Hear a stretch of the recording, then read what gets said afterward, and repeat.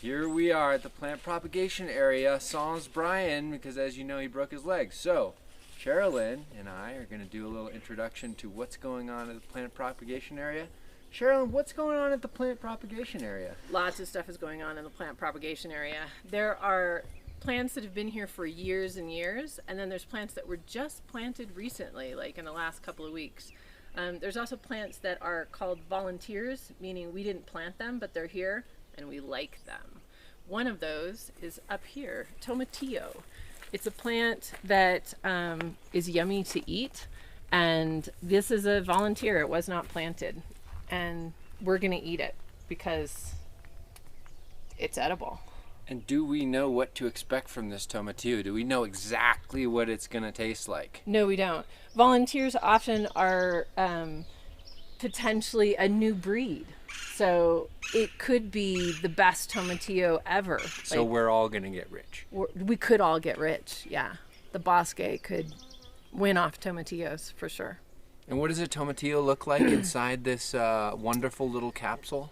A tomatillo is a bit like, let's see, I don't know what it's like. It's like a tomatillo. So inside this husk here it's gonna fill out. Right now I can squeeze it, so it's a little tiny thing inside there. It'll push on this husk, and it's like a tomato, but it's more for a sauce rather than eating it fresh, like you would eat a tomato fresh or cooked. A tomatillo usually just eat cooked.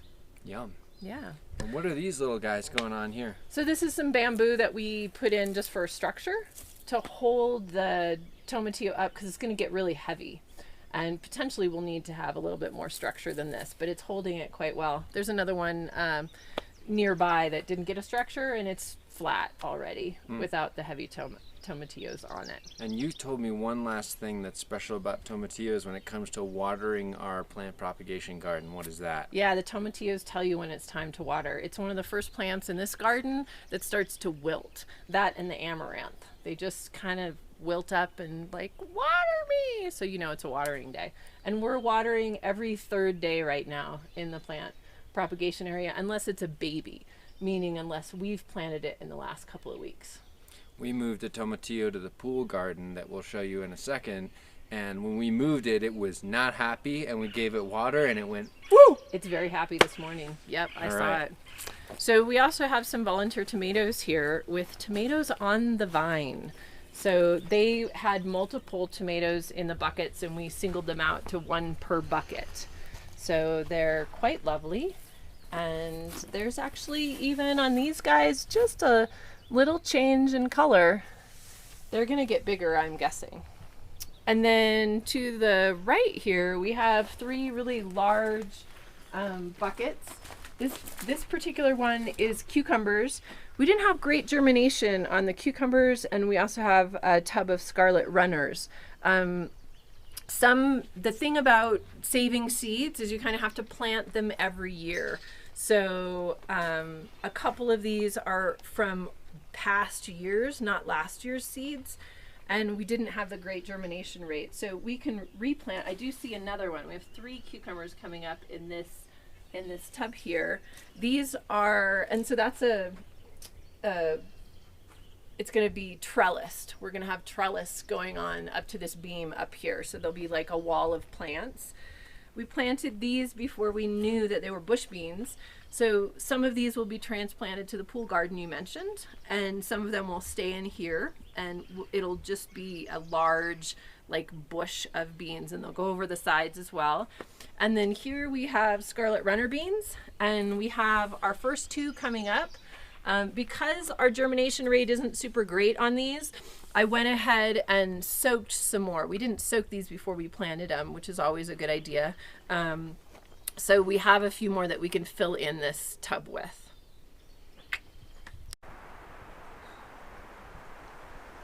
All right, welcome to the pool garden. We're just doing a bit of cleanup here after watering. It's about maybe 5:30 or 6 p.m. and nice light in here right now. This was all overgrown with a whole bunch of weeds. A big cherry tree which was encroaching into this pool garden. And we also cut back some hot pepper plants both sides of the pool garden that were kind of in the way of what we wanted to do. So we knew that at the Bosque there are pocket gophers, also known as tusas, that are particularly annoying when it comes to growing plants in the ground. They dig up all the root vegetables, so Sherilyn had an idea that we could use the pool garden for a root vegetable garden. And also, because it was once a pool with fish in it, it has really good soil. So we did a lot of work to level this and build a path here. Sherilyn decided that we would do a keyhole garden because of what we've been reading up in Gaia's Garden, which is a permaculture, home-scale permaculture book.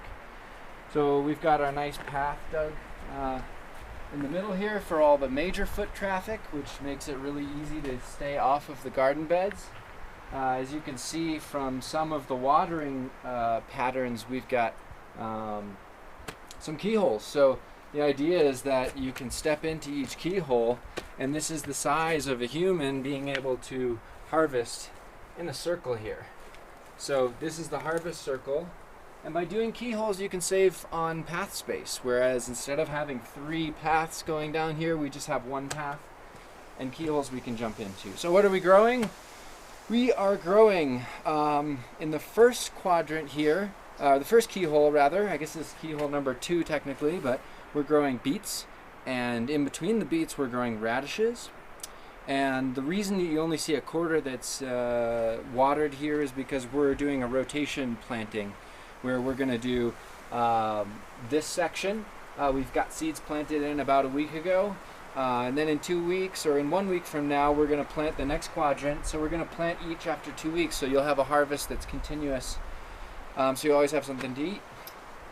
The next keel up here, we are growing, we're growing carrots. We decided to do twice the size because we like carrots. So that's carrots. We've got these sticks laid out just so we can remember that that's a place that needs to be watered. Over here, we have this pepper bush that's still here. As you can see, there's some nice hot peppers growing on here that we're going to try one tonight. I won't try one on camera because I don't know how hot it is.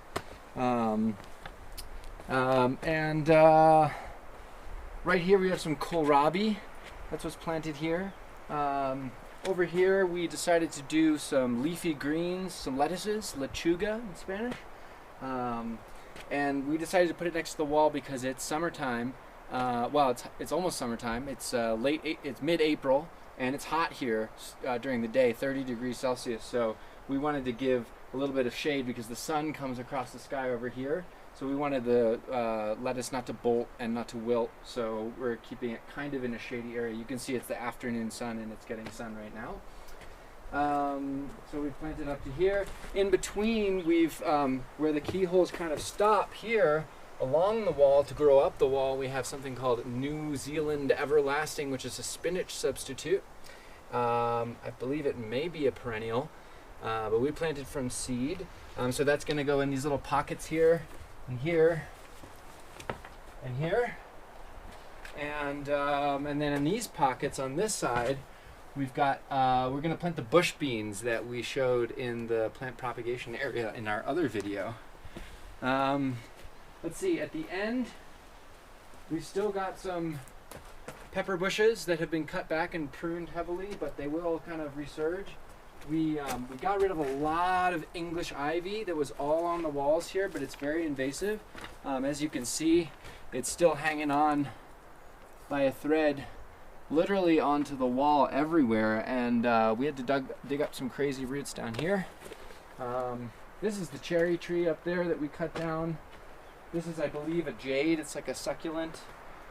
This is a geranium, so we left this area just as it was, just to kind of keep some pretty stuff. And then this is where we're planting some tomatoes.